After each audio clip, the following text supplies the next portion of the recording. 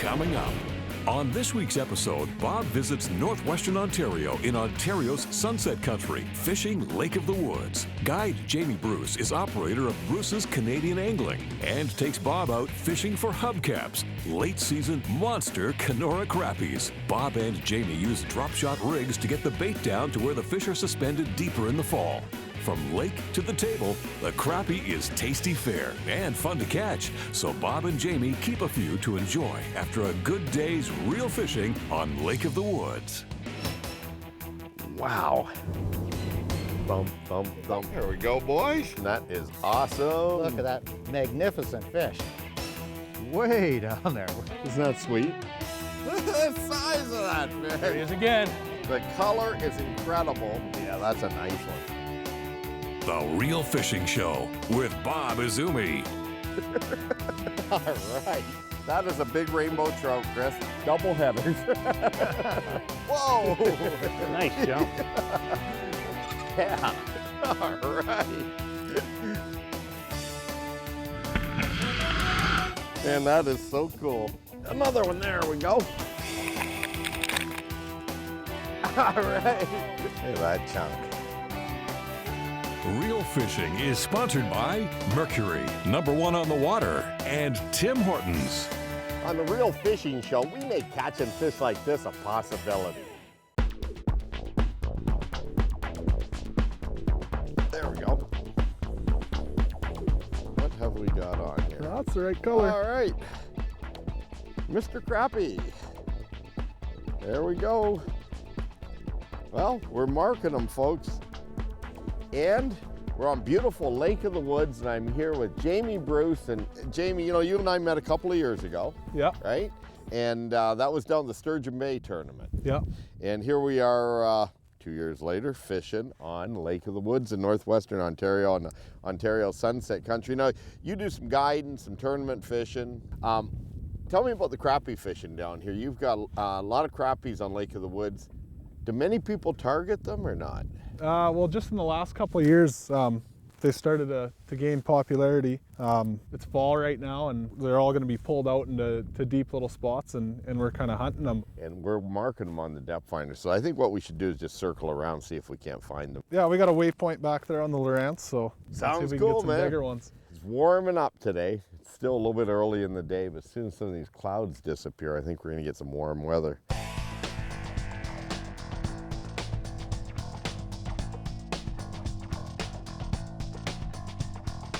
Oh, there's fish. Ah, nice.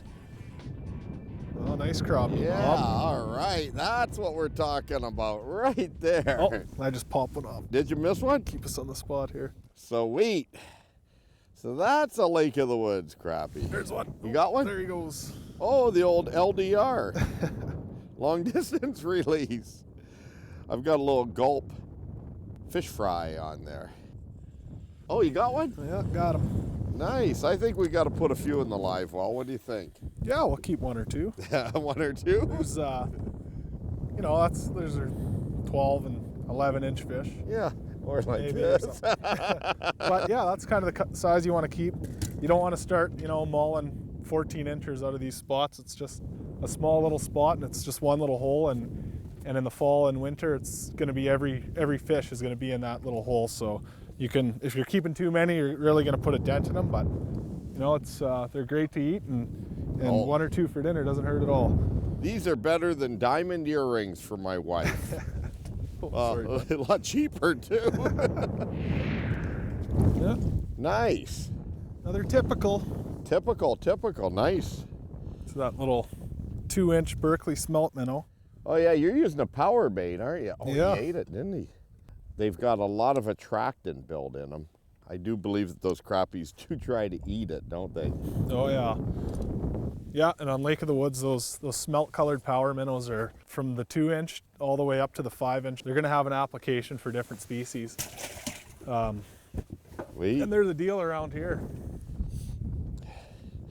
Alrighty. I need a new one. When we return, Bob and Jamie talk late season locations for crappies and net an unexpected visitor. Stay tuned. Closed captioning is brought to you by BoaterExam.com. Let's take a look down under with this week's Fish Eye View, sponsored by Mercury, #1 on the water. One of the most important questions in any fishing situation is how deep to present bait. Fish have very specific zones where they prefer to feed, and these can change from day to day, hour to hour, and even from spot to spot. In relatively shallow water, that can be anywhere from the surface to flat out on bottom. Mostly, it relates to forage location and behavior. You really need to cover the entire water column to be certain. Fly fishermen understand this concept more than anyone else. For them, figuring things out is standard procedure at each new spot. In deep water, you have to find them in the first place, which, if they're suspended, makes it all the more difficult. Even then, you must present bait where and how they demand to see it. If you know where fish are holding, a good starting point for all species is eye level or just above. This regularly applies to traditional bottom feeders as well. At times in different face-on, they'll instinctively tilt up to ambush prey from below. When all else fails, try raising your bait, and you'll trigger this reflex response. Another way of determining where fish are feeding is to look at their eyes. After several hours of focusing in a particular direction, eyes become locked in position, then returning slowly much later.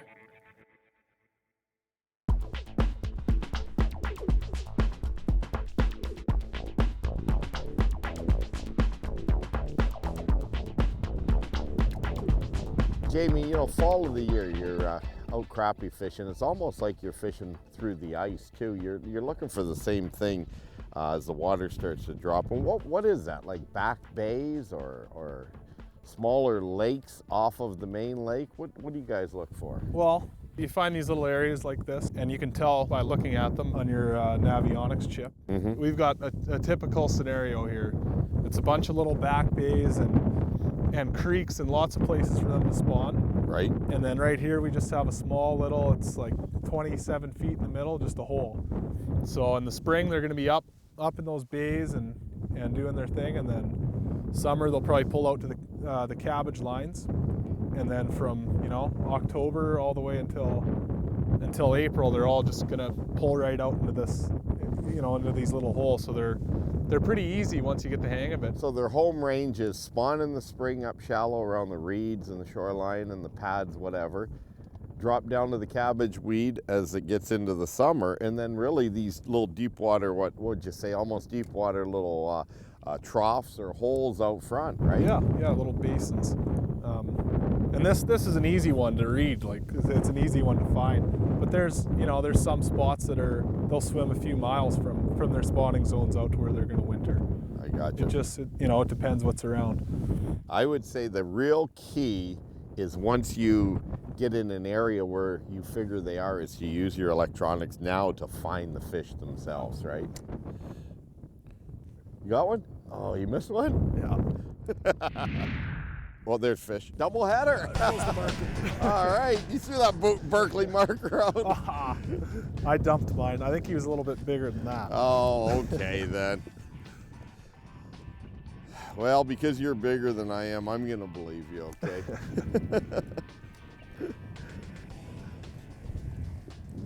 That one actually, for a small fish, hit hard. You got him? Yep.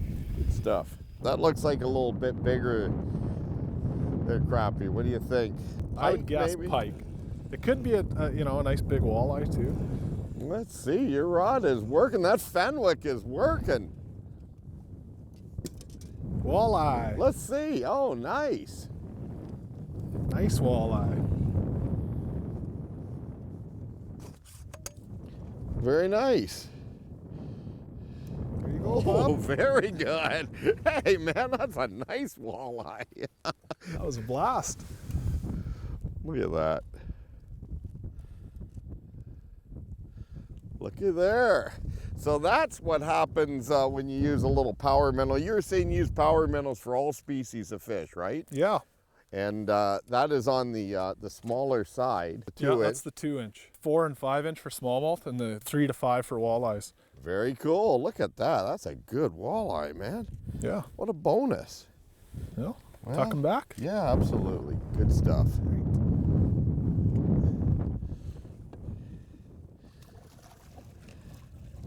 Very nice. So, I guess that walleye was liking some of the balls of bait that we're marking down there, because we're marking some clouds of bait, and then we're marking crappies, and then obviously some of these other fish we might be marking could be walleyes, eh? Yeah.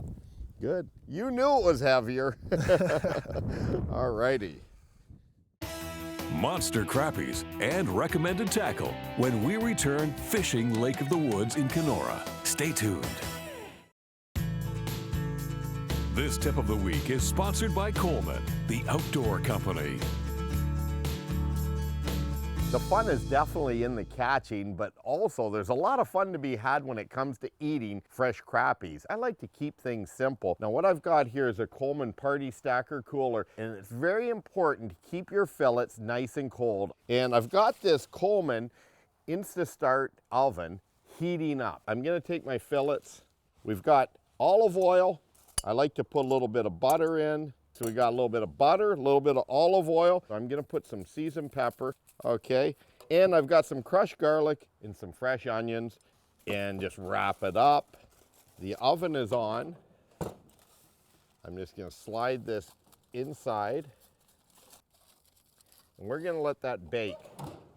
And I would say just keep checking it about every 10 minutes or so, but I'm gonna bake it for probably 15, 20 minutes, and I'll just keep checking it so that when it's cooked just right, I'll pull it out. Now in the meantime, we've got a stove up here. And this little bad boy here is great because I'm gonna fry some fish. So let me get this started, and I'll get the fry pan on, heat up some oil, and I'll show you a very simple way of frying fish as well. Now I like to use canola oil when it comes to frying fish. And this is cornflake crumbs, some flour and some breadcrumbs, and some seasoning. I threw some seasoned pepper in this as well, my favorite seasoning. Just mixed it all up, and you've got just a nice fine batter. And I'll just do up about a half a dozen of them. I'm just gonna lay them in here, get them cooking. There we are. They are ready for eating. We're talking 2 types of fish, easy to make, all on one Coleman stove here. This is pretty cool. We got the oven and the stove combination. Here we go. That didn't take long. That's not a crappie, is it? Oh yeah, Oh, jumbo. nice one. Whoa. Now those might have been. Yeah. You GPS'd it, huh? Yeah, yeah. I just switched over to that 2-inch power minnow after you caught a couple of quick ones there in that walleye. I thought, well, hey, I'm gonna switch. Look at that. I'm just gonna grab my pliers. All right. Very cool. You got one? Yeah. Very cool.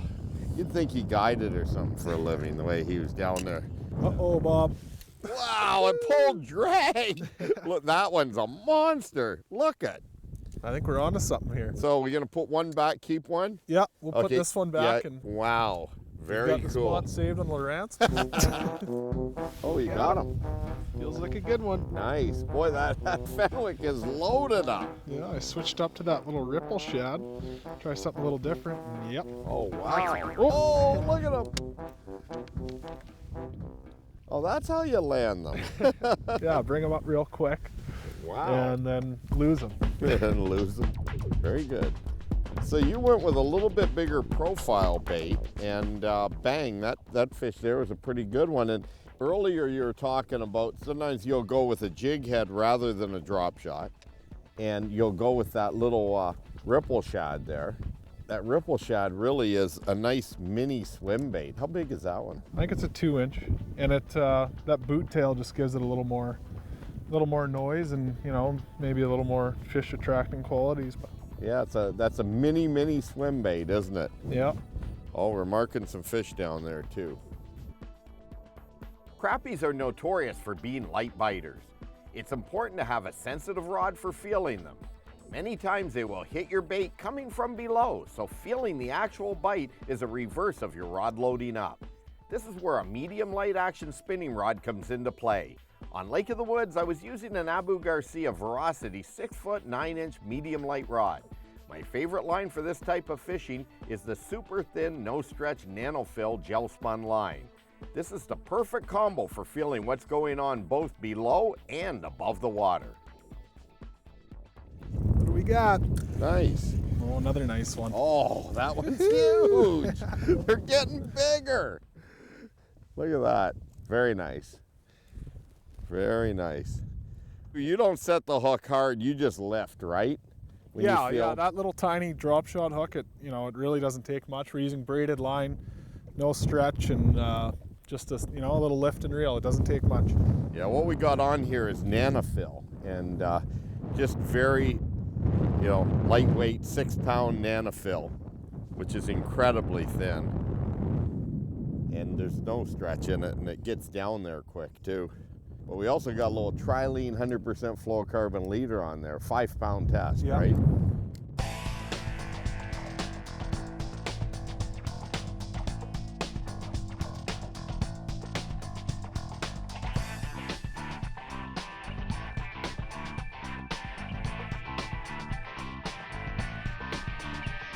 Got him? Yeah.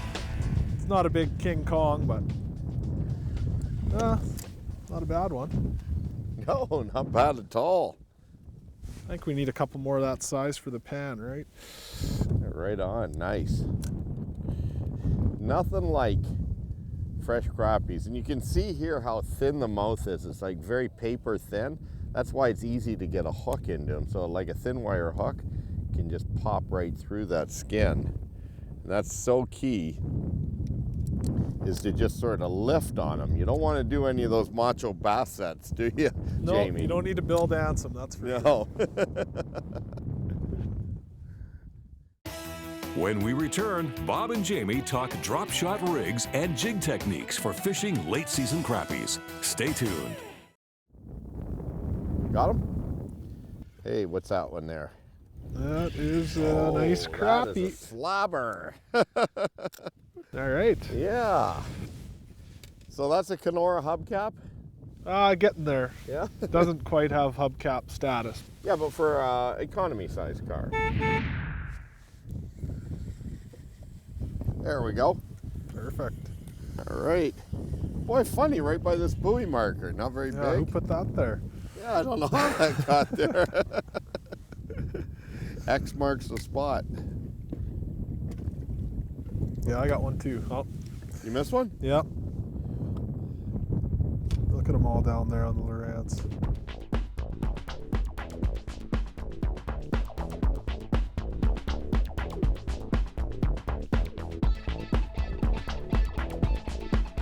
Oh, there's one. Nice. Can you put that marker down? This is a big one, Bob. All righty. Woo, I can eat, boy. oh, I'm gonna net that one, okay? All right. Yeah, I think that's worthy of a net. It's look at that. Hey, when you're netting these puppies, you know they're big. Look at that thing. Yeah, that one's a hubcap. Alrighty. That's an Ontario Sunset Country hubcap. You've heard about barn doors and halibut. Well, up here they have hubcaps. All right. I'm gonna Alright. tuck him back. Nice. It's not super deep where we're fishing, so these things will release pretty well. Well, once you get into that 40-foot range, you better keep them if you're gonna catch them that deep. Very cool.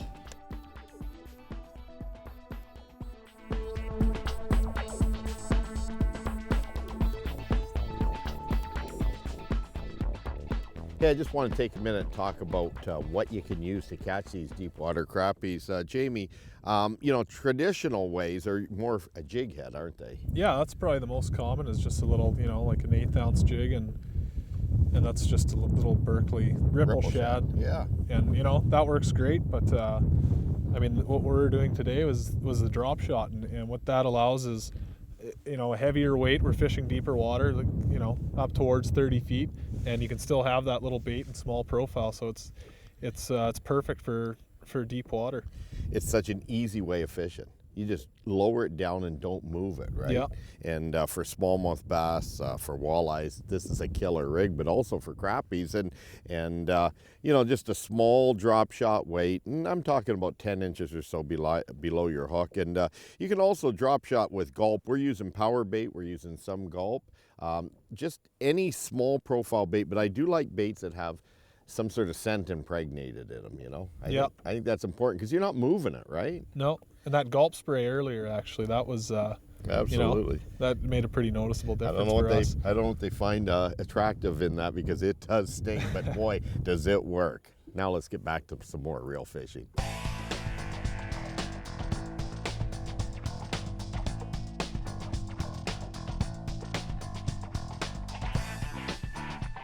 Oh, that one just thumped it.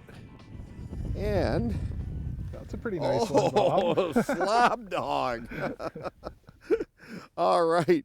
Hey, folks, if you're looking to get into some fun fishing, you got to look up Jamie. And Jamie, what's your guide service called? It's called Bruce's Canadian Angling. It's brucescanadianangling.com, and we guide in the winter and summer, you know, every season, and fall and So midwinter is guide prime for all time to catch species. those. Yeah, muskie, bass, pike, whitefish, you know, lake trout, whatever. Walleyes? Yeah, all in one day if you All want. right. Well, Jamie Bruce. Hey, Jamie, you know, I know that we met at the bass tournament in Sturgeon Bay a few years back, and thanks a bunch. Yeah, no problem. It was a blast. Alrighty, appreciate it. Yeah, all right. This is a big fish. That is a fish of a lifetime. Well, that is just amazing. Look at that thing.